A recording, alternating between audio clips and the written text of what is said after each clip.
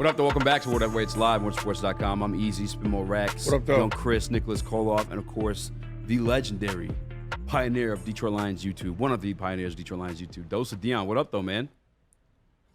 Hey, how we doing? Hey, first off, can y'all hear me? Oh, yeah. Yes. Yes. Hey, man, look, that's what I'm looking forward to. I appreciate you having me. I'm looking forward to at some point my mic unplugging. Easy, I'm sure you're prepared for that as well, man. It's good to be back. How y'all doing? Good, man. How you been? Man, I'm good. I'm good. It's that time where, I mean, with the draft just around the corner, like, you kind of don't need sleep a little bit. Like, when you texted me and you said 14 days, I was like, dang, should I go to bed right now? Or no, I should keep watching some players, bro. So I went to bed like 4 a.m. last night just watching players. Just hyped up, man. I'm hyped up. It's amazing that it's right around the corner. They're still doing the top 30 visits, and I just want to get right into it. What do you make of them meeting with Terrion Arnold? Obviously, we know Brad loves his Alabama players. We know Brad loves his cornerbacks. He's a self-proclaimed, defensive back guru. So what do you think of them meeting with Terrion Arnold, the guy that if they really want, they'd probably have to trade up to get?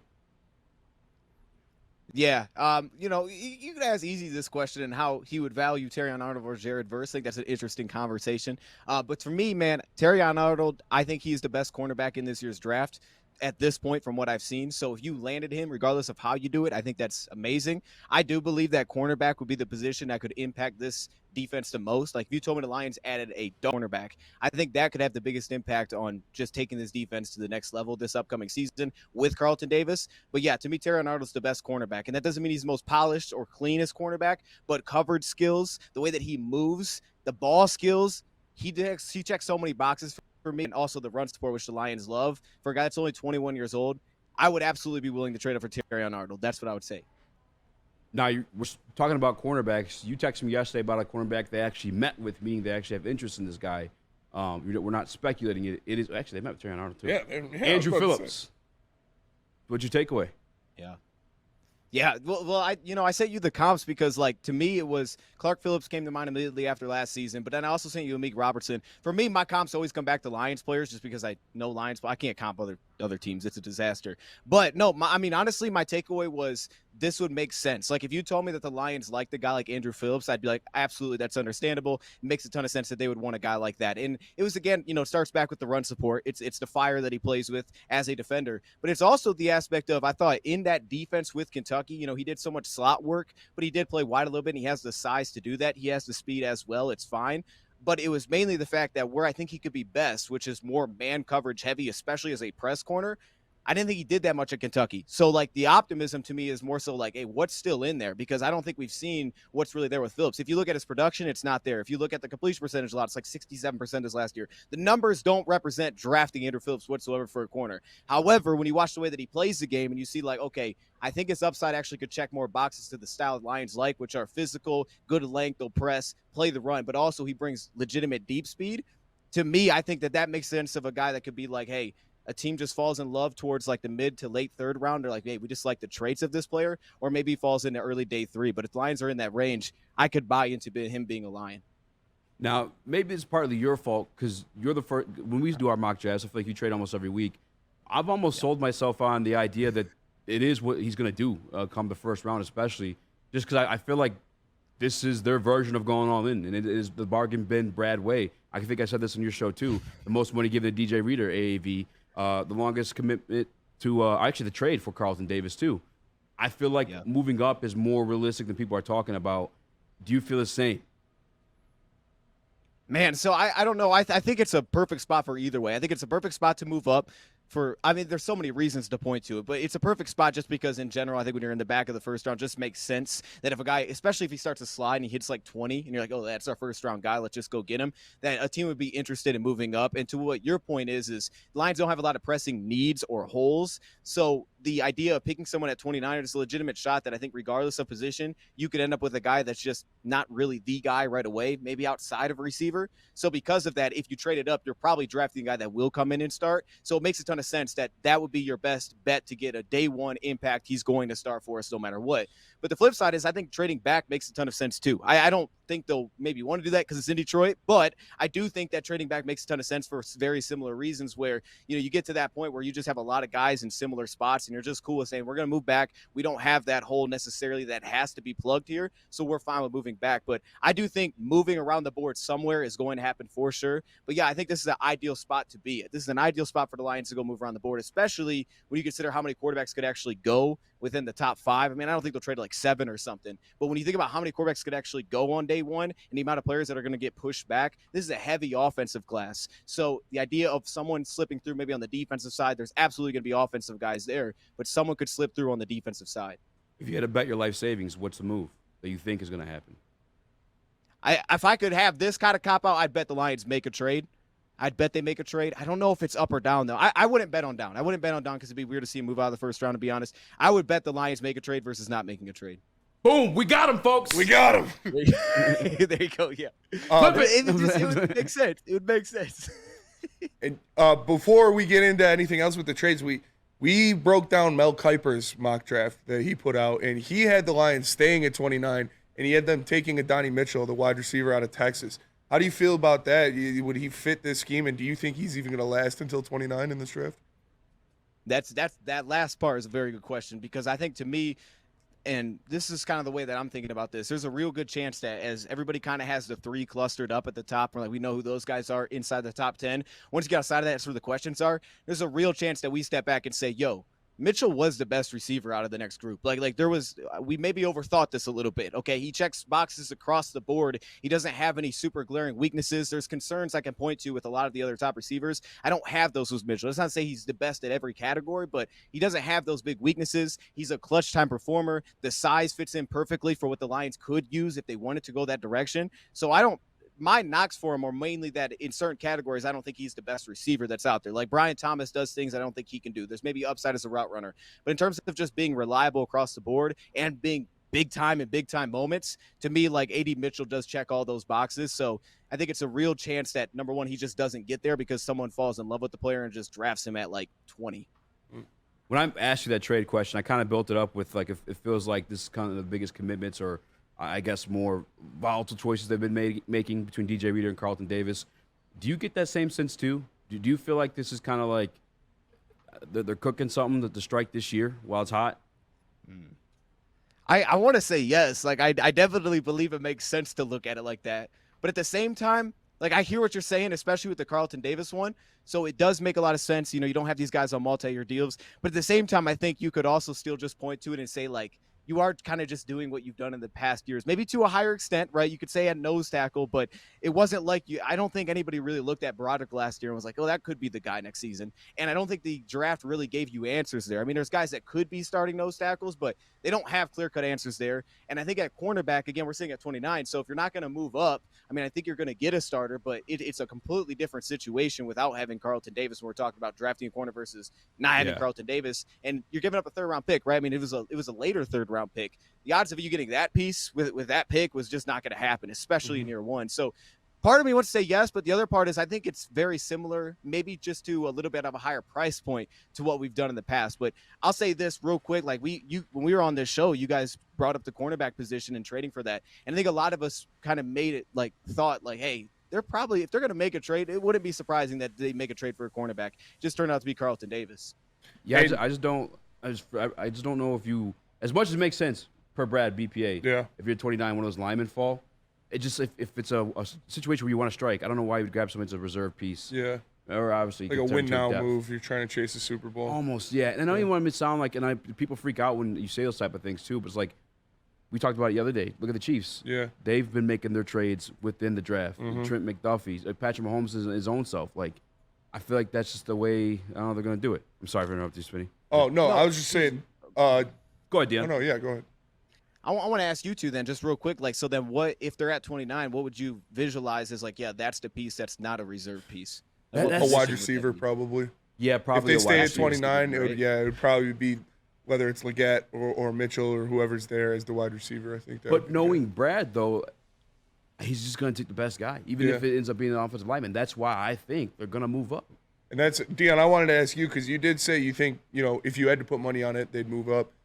If you're Brad Holmes, if you're in the war room, if you're making the decision, who's the guy in this draft you're moving up for? Is it Terrion Arnold? Is it a Jared Verse? Who is the guy that you're like, all right, he say he gets there to 15, and you're like, okay, I need to go up to 15 so I can get my guy. Who would that be for you? Man, so the quick thing on Jared versus, like, I kind of like talked about this with Easy, like comparing it to when the Saints went up and got Davenport, and you could even see some skill set similarities. So I don't count that out as a possibility, and I think that there's positions like that, especially at edge. But it's just like, this guy is just like freakish compared to a lot of other pieces here. You got to go up and get him if you want to go get that player. However, I will say for me, if I was doing it, I'd go up and go get that cornerback. I go get Terrion Arnold. I still like Nate Wiggins a lot. I'm just not maybe completely sold that I'd go to like 15 to do that. But if I was going to make that big move, for me, I'd go up and get the cornerback. To me, he's the guy that stands out the most there. I wouldn't be doing it for an offensive lineman. I wouldn't be doing it for a receiver because, your top three are going to be gone regardless. So to me, I just go get the cornerback. I put him opposite of our guy that we have now, Carlton Davis, and then you have a lot of flexibility with that going forward. But like I said, I think he could make the biggest impact on this team. Take out need. Who is it on the big board in terms of like power ranking the players in this draft? Where at 15? Yeah, 15 or 12 or 15. That's what I'm guessing. Or even 20. Well, I'll say this. Yeah, I mean, for me, the only thing that would be ahead of that could be specific offensive lineman I could put above him at that spot. I would just be shocked if the Lions moved up to go get an offensive lineman. I guess that still plays into, not drafting position. But offensive line would be the only real player that I would put above that. Like, I wouldn't have Quinyon Mitchell above. I have Terrion Arnold as my number one corner. I have Arnold above Jared Verse. I would have Arnold above both pass rushers at this point for what I think he can become. So to me, the top player, if you're telling me he was there at 15, he would probably be my top player on the board at that spot, just projecting where we think the receivers are going to go outside of maybe an offensive tackle that's sitting there. And looking at going back to the Mel Kiper mock draft that he did, it was a 2-rounder. With the second pick, he had them taking Disa Isaac out of Penn State. And that was a guy he took over Jonah Ellis and Marshawn Nealon. I know the Lions love Marshawn Nealon. We know Jonah Ellis has the family ties of Luther Ellis. I personally like both of those guys more than Isaac. Where would you sit with them taking Isaac over those two pass rushers?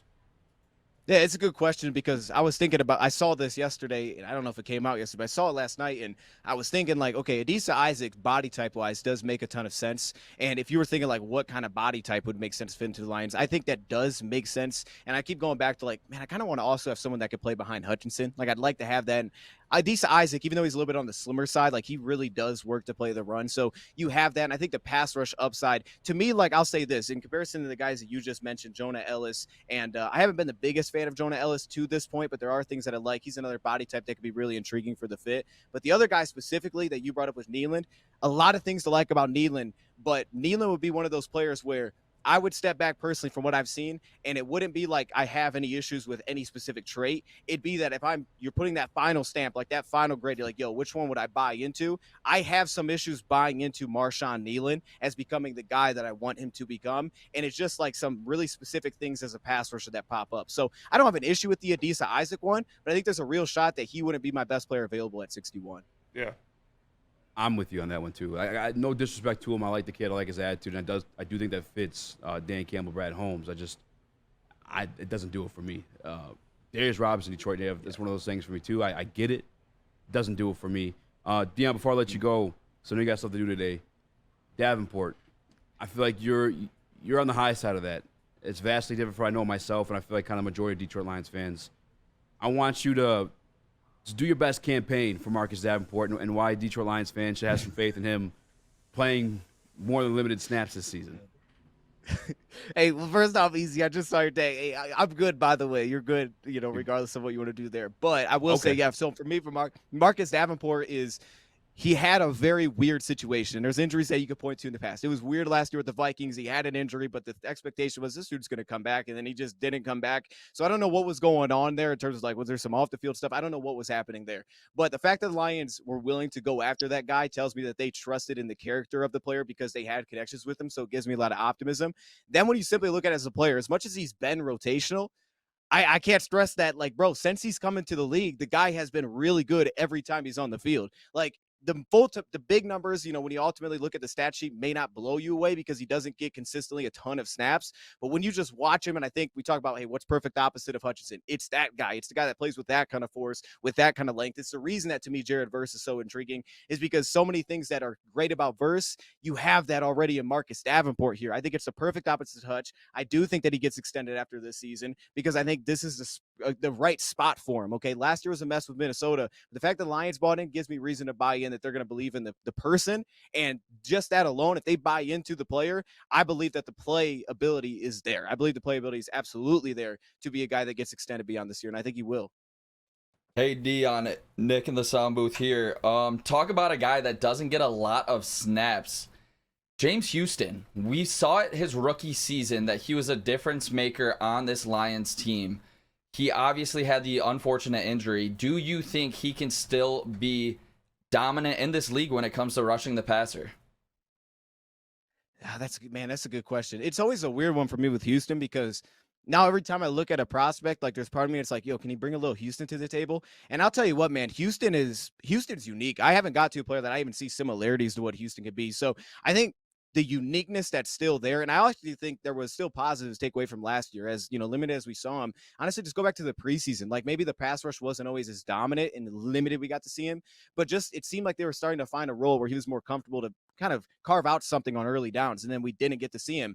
But to me there, I just think his pass rush talent is too unique. I didn't even realize, I looked this up yesterday, how long his arms are. Like I thought he was on the shorter side there. He's not on the tall side, but he has freakishly long arms. So to me, like, the ability to rush the passer is so unique, especially for where they ended up getting him. I still buy in the fact that that guy is going to be a disruptor just because he's so much to handle. He's so low to the ground, which already you'll get guys in this draft, right? Whether that's, you look at the guy with James Madison, name slipped my mind right now. You got Solomon. There's guys that are undersized that use that to their advantage. Houston does that already, but he's also got like so much flexibility that other guys just don't carry along with that. I absolutely buy into that. If he's healthy, he could still give the Lions some pass rush, but I don't think that you enter, this draft and say like relying on this guy. Like, no, you got to add something to that. But we have seen the Lions bet on guys before. It was just weird how long it was bringing him back, but we've seen the Lions bet on guys like last year. They bet on their interior defensive line for the most part. So I still think there's a lot there as a pass rush. Just got to be healthy. And okay, so we touched on Davenport. We touched on James Houston. Now let's talk about the guy who is going to be the actual bookend pass rusher on the opposite side of Aiden Hutchinson, and that is Matthew Betts. What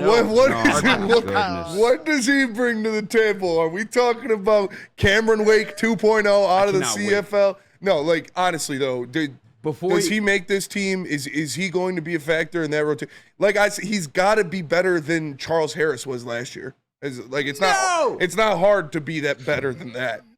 Before he answers, I just want everyone to know this is the most positive Detroit Lions fan, and I feel like in content. Give him the truth, Dion. Tell him like it is.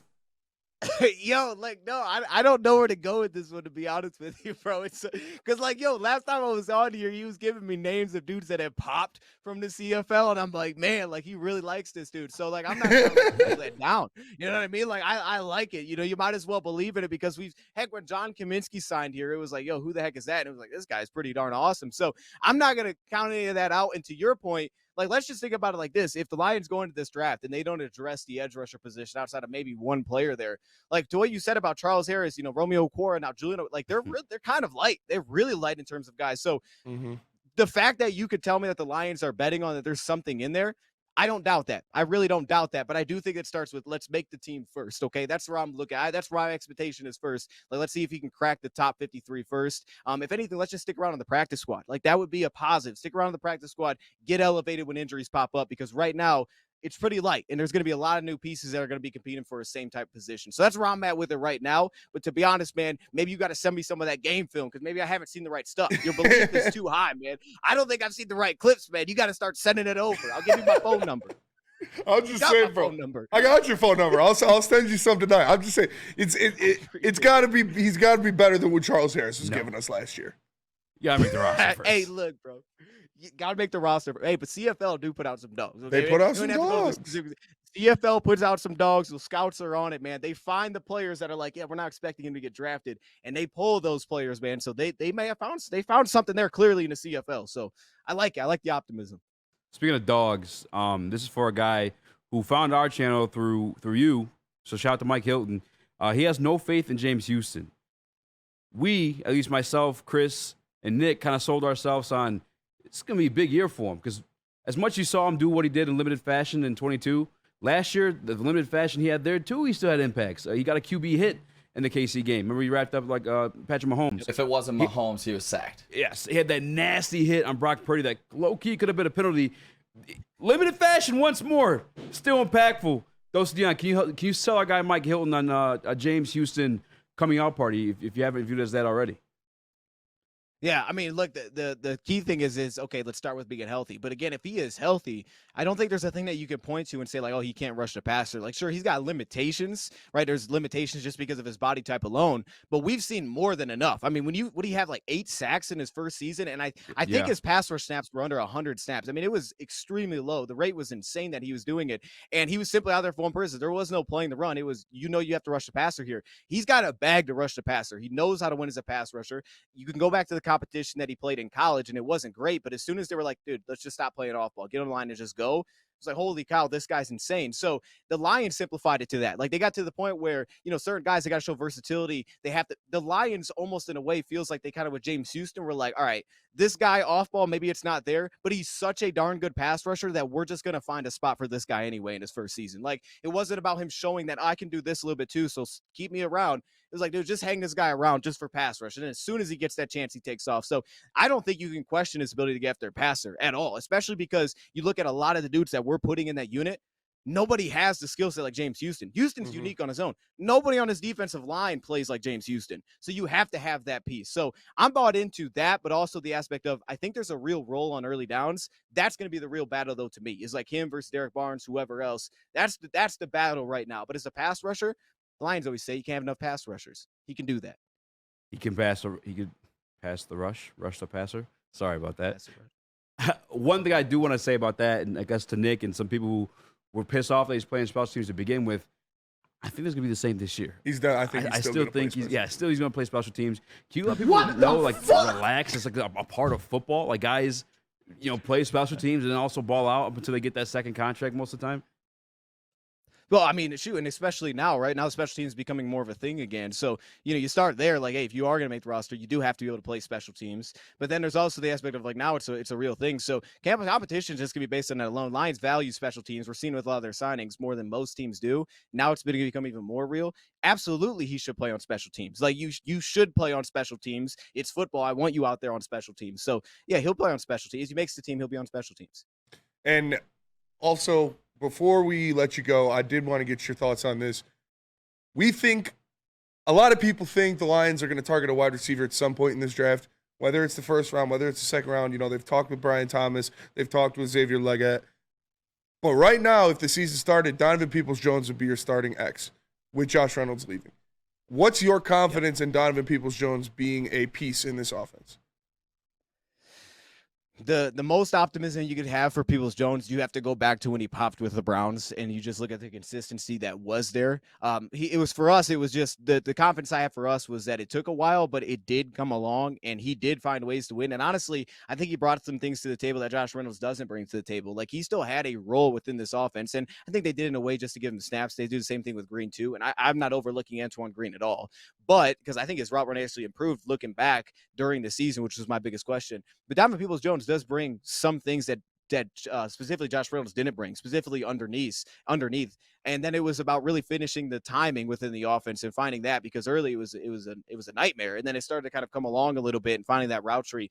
Donovan Peoples-Jones, Ben Johnson said he's a freakish athlete. Like, we see that there, and he could track the ball. So there's aspects of it. I don't think he's the strider, maybe the separator that you're going to get like Josh Reynolds was, some of the deep shots. But I also think he opens up some other things that Josh Reynolds didn't necessarily open up. So you have to add someone to that, but I will say this.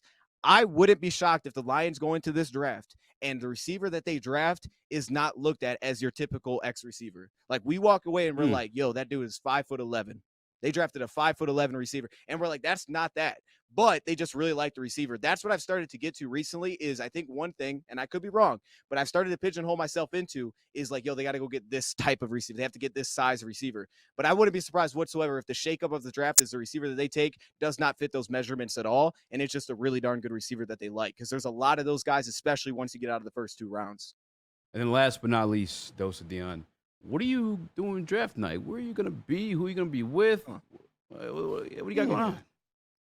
You know, I'll probably hit up the local CVS, get myself some cough drops, because no, not just cough drops. Yo, no, man. Hey, look, Easy, do you have the picture? I feel like I'm putting you on the spot a little bit here. Do we have the image or no? We don't. We do not have the image. We do not have the image. All right. That's Well, right I now. would Dose of Dion reenact. exclusive. I would reenact it. Don't want to take the, but I will say this, man. We're gonna be,